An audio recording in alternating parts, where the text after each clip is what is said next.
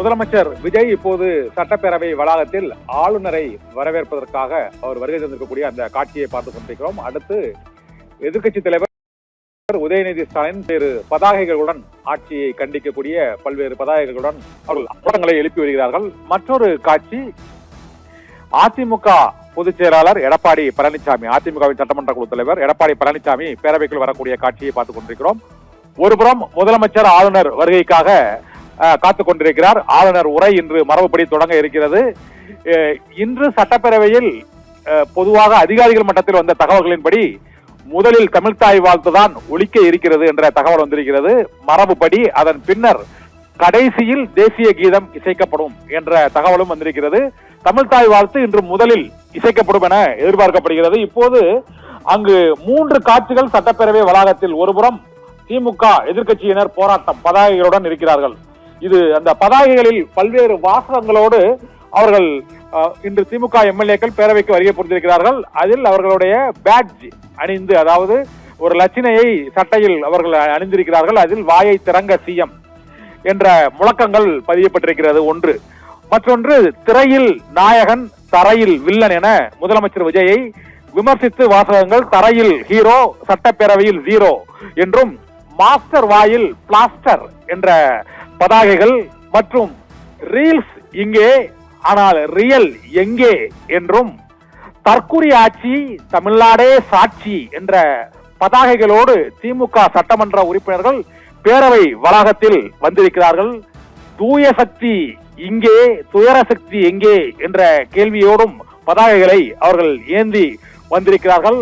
கதறல் கேட்கிறதா CM, வாயை திறங்க CM என்ற பதாகைகளை கையில் ஏந்தியவாறு திமுக எம்எல்ஏக்கள் எதிர்க்கட்சி தலைவர் உதயநிதி ஸ்டாலின் தலைமையில் முழக்கங்களை ஒருபுறம் எழுப்பிக் கொண்டிருக்கிறார்கள். மறுபுறம் இங்கு முதலமைச்சருக்கு அணிவகுப்பு மரியாதை வழங்கப்பட்டு அடுத்ததாக ஆளுநரை வரவேற்பதற்காக இப்போது முதலமைச்சர் விஜய் அங்கு சட்டப்பேரவை வளாகத்தின் பிரதான வாயிலில் ஆளுநரை முறைப்படி மரபுப்படி அழைத்துச் செல்வதற்காக காத்திருக்கிறார். அந்த காட்சிகளை தான் இப்போது நாம் பார்த்துக் கொண்டிருக்கிறோம். இப்போதைய ஆட்சி மாற்றம் அல்ல ஏமாற்றம் என்ற பதாகைகளோடும், ரீல்ஸ் இங்கே ரியல் எங்கே என்றும், திரையில் நாயகன் தரையில் வில்லன் என்றும், தூய சக்திகள் எல்லாம் துயர சக்தியாக மாறியது இங்கே என்ற பதாகைகளோடும், வாயை திறங்க சிஎம், வாயில் வருமா சிஎம், மாஸ்டர் வாயில் பிளாஸ்டர் ஒட்டப்பட்டிருப்பது ஏன் என்றும் கேள்விகளை எழுப்பியவாறு அங்கு பதாகைகளை ஏந்தி இருக்கிறார்கள். தற்குறி ஆட்சிக்கு தமிழ்நாடே சாட்சி என்ற பதாகைகளை எதிர்க்கட்சி தலைவர் உதயநிதி ஸ்டாலின் ஏந்திருக்கக்கூடிய அந்த காட்சிகளையும் இப்போது பார்த்துக் கொண்டிருக்கிறோம். திரையில் நாயகன் தரையில் வில்லன், திரையில் ஹீரோ பேரவையில் ஜீரோ என்ற பதாகைகளை ஏந்தியவாறு திமுக எம்எல்ஏக்கள் முதலமைச்சர் விஜயை மிக கடுமையாக விமர்சிக்கும் வகையிலும், இந்த ஆட்சியை ஒரு மாத கால ஆட்சியை விமர்சிக்கும் வகையிலும் பதாகைகளை ஏந்தி ஆளுநர் உரை. இது இந்த அரசின் முதல் கூட்டம். இந்த முதல் கூட்டத்தொடரில் ஆட்சியை கடுமையாக விமர்சிக்கும் பதாகைகளை ஏந்தியவாறு முழக்கங்களை எழுப்பியவாறு இப்போது அவர்கள் பேரவைக்குள் நுழைகிறார்கள். ஆளுநர் உரையின் போது மிக முக்கியமாக மற்றொரு பிரச்சனை, அனைவரின் கவனத்தையும் ஈர்க்கக்கூடிய பிரச்சனை எதிர்பார்ப்பை ஏற்படுத்தி இருக்கிறது. அதில் கடந்த 2 ஆண்டுகளாக ஆளுநர் ஆர்.என். ரவி அங்கு தமிழ்த்தாய் வாழ்த்து இசைக்கப்பட்டவுடன் தேசிய கீதம் இசைக்கப்படவில்லை என்று கூறி அதையே அதிகாரபூர்வமாக அவருடைய செய்தி குறிப்பாகவும் வெளியிட்டு அவர் வெளிநடப்பு செய்த பல்வேறு காட்சிகளை நாம் பார்த்தோம். 2 ஆண்டுகள் திமுக அரசில் ஆளுநர் உரை நடைபெறவில்லை. சபாநாயகர் தான் அந்த உரையை வாசித்தார். ஆனால் இப்போது ஆளுநர் அர்லேக்கர், புதிய ஆளுநர், புதிய ஆட்சி, புதிதாக ஒரு சட்டமும் மத்திய அரசு போட்டிருக்கிறது. அதில் வந்தே மாதரத்தை தான் முதலில் பாட வேண்டும், 2வதாக தேசிய கீதம், 3வதாக தான் தமிழ்த்தாய் வாழ்த்து. இதையும் திமுக தரப்பில் பெரும் அரசியலாக்கி வருகிறார்கள்.